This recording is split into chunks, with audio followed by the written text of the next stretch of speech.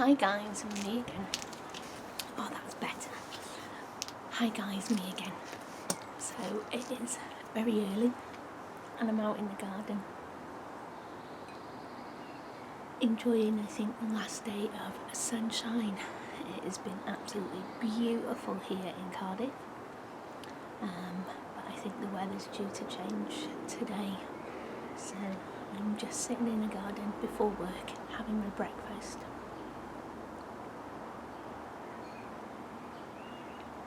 So what's been going on?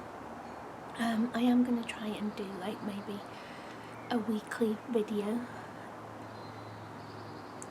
just to keep you guys in the loop and to let you know I'm still here. I'm still doing my stuff. It's just life keeps on throwing these curveballs at me. Yeah. So I have a battery strimmer for the allotment.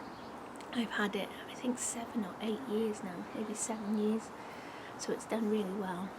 And then I missed the last cut of the year because we were moving house, so we've had quite a mild winter as well. The grass has just been going crazy, so the battery only lasts for like half an hour, and because the grass is so thick, it's literally been lasting maybe 10-15 minutes.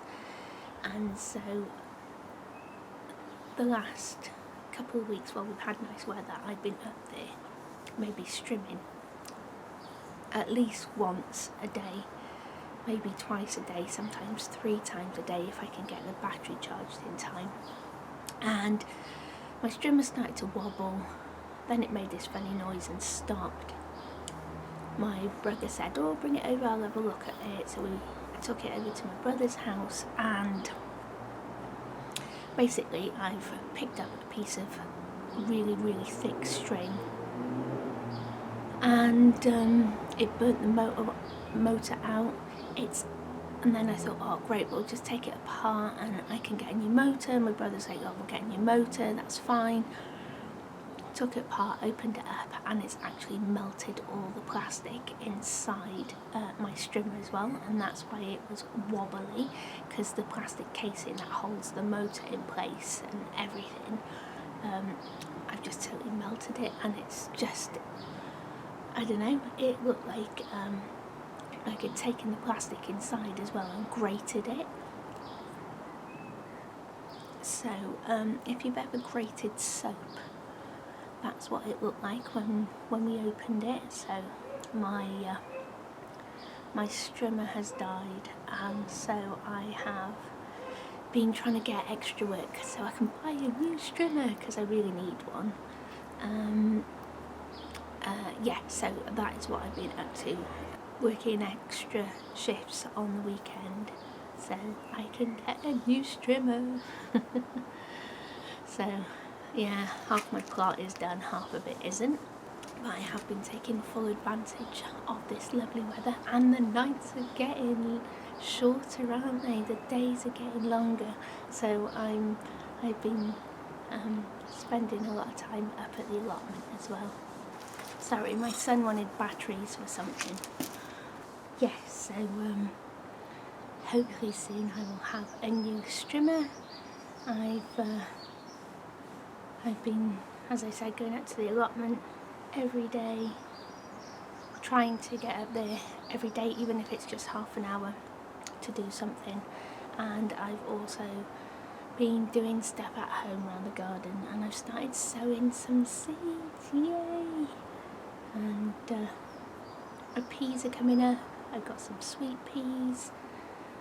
I've got my kohlrabi, which they have not liked this heat whatsoever, and so out of 3 trays of kohlrabi, hopefully I'll get 1 always the way, and that's why I always grow more.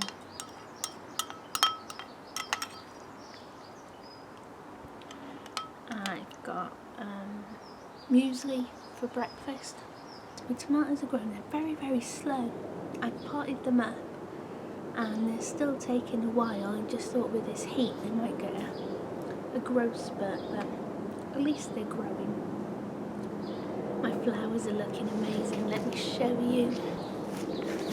So those are the ranunculus, I think they're called, that my auntie gave me and I planted. They're looking amazing. This is a wallflower, not looking too good. I planted some seeds here, and look, still no birdies. I can hear a few every now and then. I can hear one now, but no birdies in the garden. And my coriander is growing. Yay! Cut that lavender back and it started to grow again. Comfrey. Not a clue. Ooh, pigeon. Put my lights up.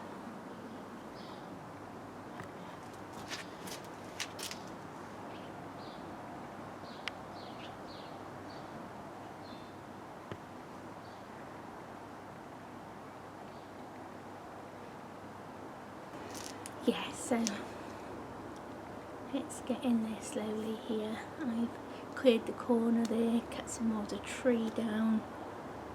I just need to thin that a little bit more, and then I'll be happy with that.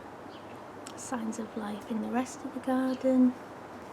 This has got to be the best spring we've had for a long time, and I know there's some rain coming in now, but we do need it.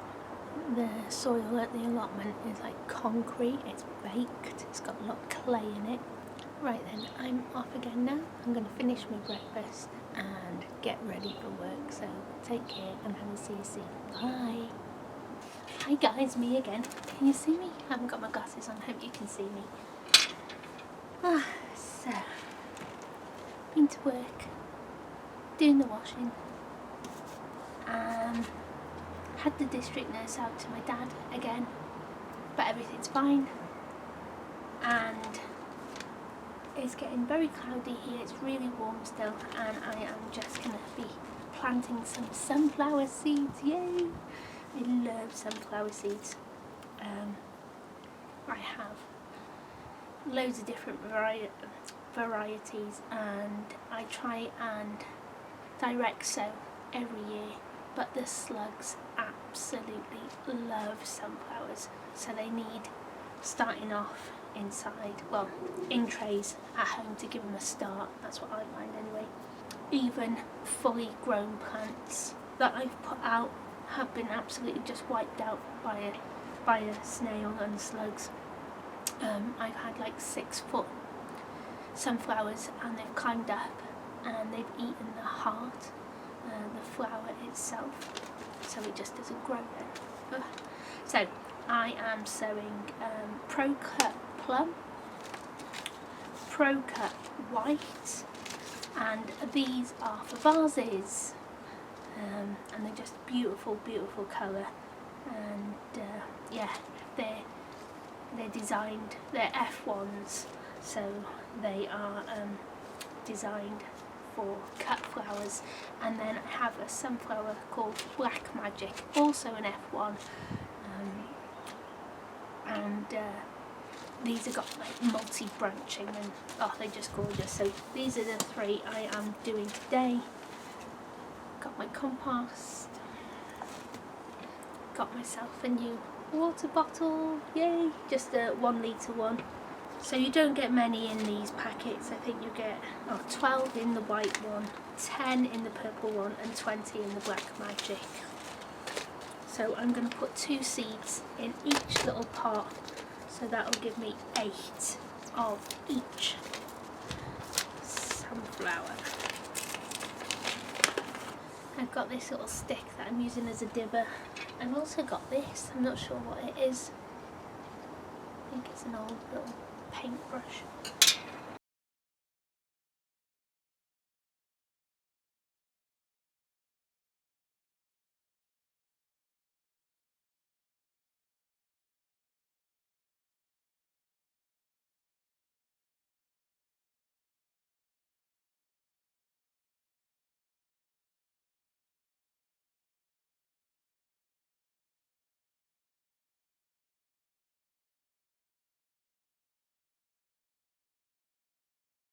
Hi guys, so I am making dandelion and honey scones, but I'm just going to make a big one. So I'm just weighing out some stuff here. I've got 125 grams of flour, a teaspoon of baking powder and 50 grams of butter. Whenever I'm in the kitchen, my dad likes to be with me, or if we're around, he likes to be with us, and it's really hard when I'm trying to film. So what I thought I would try and do is maybe film what I'm doing, mute it so you can't hear his and mine conversation. I won't film him, and but you still get to see what I'm doing, and then I can just do like a voiceover afterwards when I'm editing the video. Here I'm just adding, it's a tablespoon of honey. Oh, lovely. And I just googled this recipe. I saw the idea on Facebook, but it only gave you half the recipe for some reason. So I know I should have used a hot metal spoon here, but it was just easier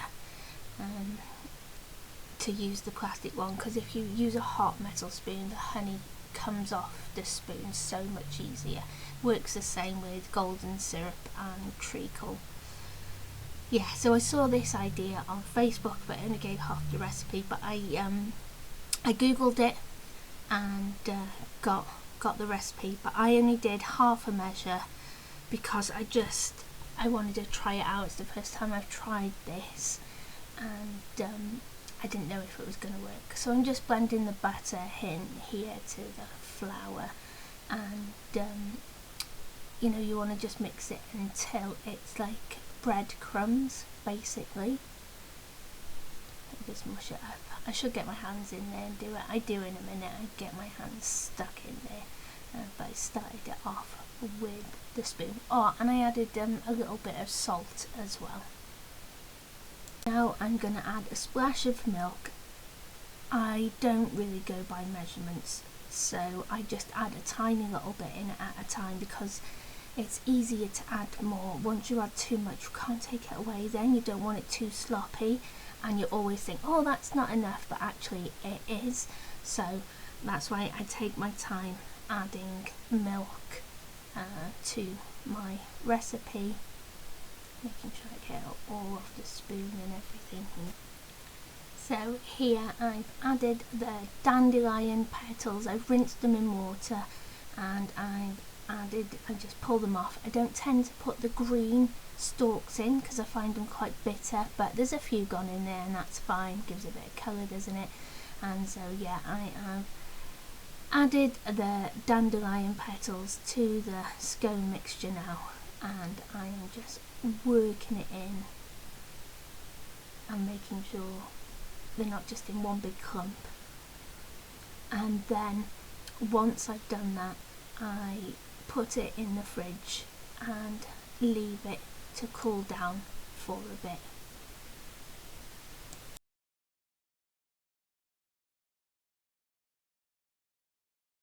Okay, so it was in the fridge about 20 minutes, and now I'm just shaping it. I don't use a rolling pin or anything, I just squash it down with my hand. And like I said, I'm just making one big one here. There's a couple of cracks there, so I'm just pushing it back together. But yeah, I'm just making one big one, and I've got a chopstick here that I am gonna use to mark it, like portion it out, because I also saw the picture like this, and it looks so pretty. And then I thought, oh, each little wedge can be a piece, and then you can use egg wash here to put over it, but I used a little bit of milk, and I cooked this in the air fryer, and it was really nice, gorgeous, but it came out a little bit too dry because that's what the air fryer does. So if I'm going to make it again, I will put the oven on, make sure the oven's full of stuff, and put the oven on and bake it in the oven. But oh, perfect. And I'm on to my next cheap and cheerful meal. I am preparing some garlic here. This is garlic that I grew last year, and look, it's starting to sprout. That's what it does in the spring, tries to regrow. So I'm chopping this up and using it before it goes, and it's no good. And yeah, really simple, cheap recipe this is, and it's just garlic, orzo and mushrooms.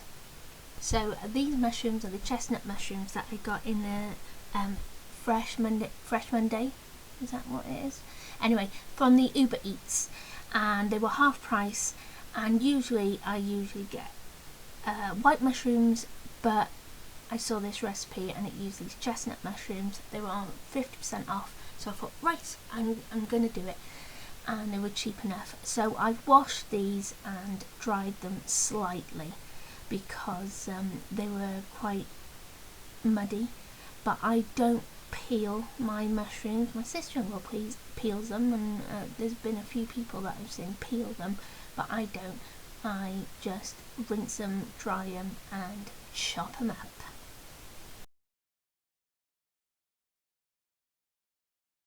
Okay, so in a frying pan I melt some butter and I add some orzo because I love toasting some of it. I don't do it all, I just toast a little bit of it, and it gives it a nice like nutty feeling, and it's also gives it a bit of colour as well. And I can't remember, there is a takeaway we get, it's a restaurant but we get takeaway for birthdays, special occasions, and it's called Troy's, and it's absolutely gorgeous. It's Mediterranean, and with every dish you order you get this rice, this orzo, and they always fry or toast a little bit of the orzo to give it this beautiful brown colour and amazing taste. And it makes a really cheap dish really tasty. You know, there's 3 ingredients in this: orzo, mushrooms and garlic. Doesn't sound very exciting, but just by doing these simple little things just gives it another texture, another kind of taste, you know, another flavour. Oh, it's just gorgeous.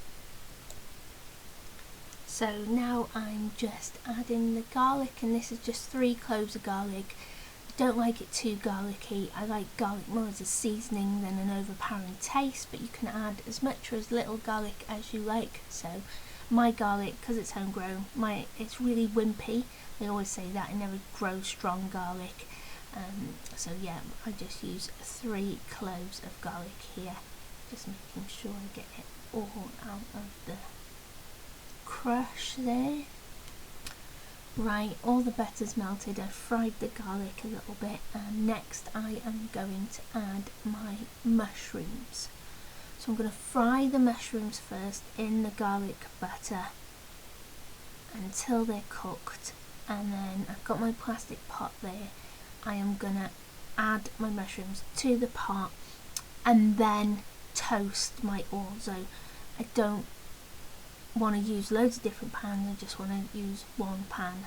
So yeah, I'll fry these mushrooms first and then toast the orzo.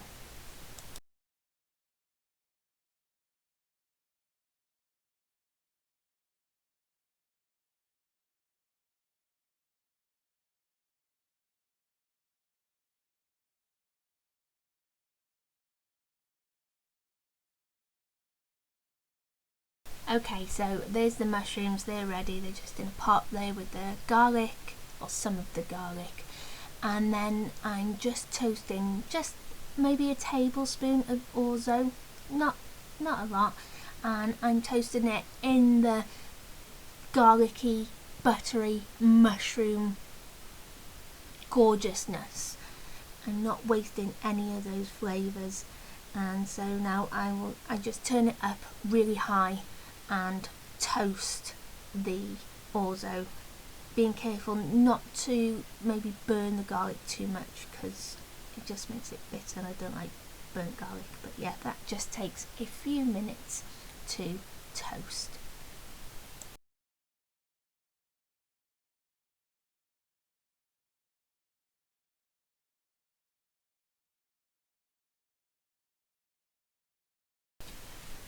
Okay, so here's the orzo now after it's been toasted. I have taken some of the butter out of it because there was a little too much and I don't want it greasy, and now I just add the rest of the orzo, maybe another tablespoon,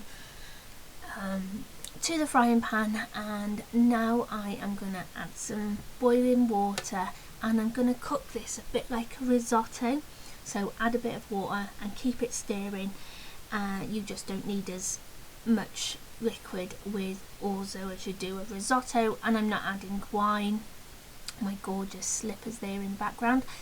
And yeah, I am gonna add a vegetable stock cube to this because that is what I had on hand, and then I just turn the heat down low and keep it simmering and just stir it until all of that lovely vegetable stock has been absorbed into the orzo and it's nice and fluffy and ready.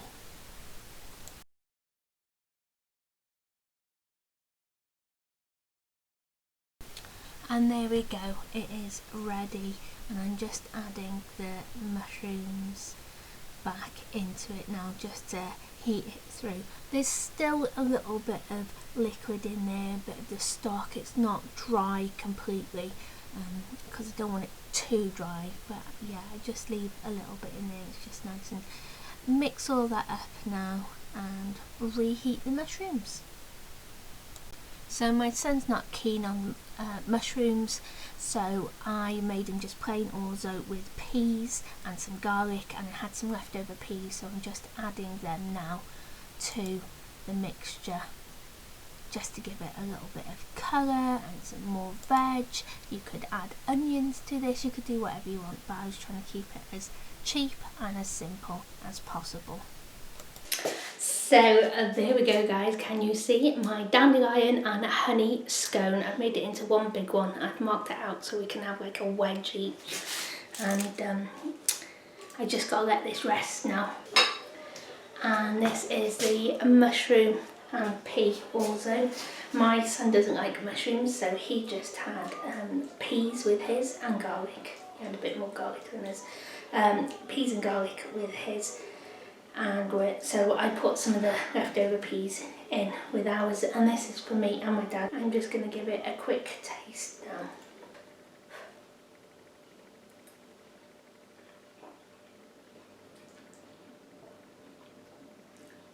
That's really good, really good.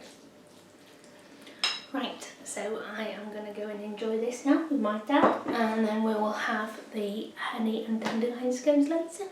Thanks for watching guys, take care, and I'll see you soon. Bye!